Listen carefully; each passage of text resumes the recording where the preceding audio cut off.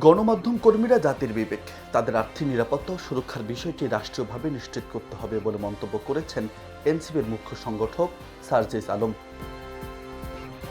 শুক্রবার দুপুরে গাইবান্ধার গোবিন্দগঞ্জ চৌরাস্তায় জাতীয় নাগরিক পার্টির আয়োজিত পথসভায় এসব কথা বলেন মুখ্য সংগঠক সার্জিস আলম।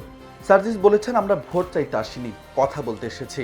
আপনারা এমন নেতা নির্বাচন করুন যিনি গ্রহণযোগ্য, চরিত্রবান, চাঁদাবাজ বা সিন্ডিকেট মুখী নন। তিনি যে দলেরই হোক না কেন তাকে আপনারা বেছে নেন।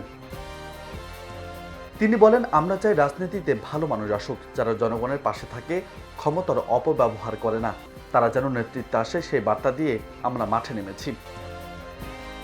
সাংবাদিকদের এক প্রশ্নের জবাবে সার্জিস আলম বলেন, উত্তরাঞ্চলের কৃষি নির্ভর কলকারখানা স্থাপন সময়ের দাবি।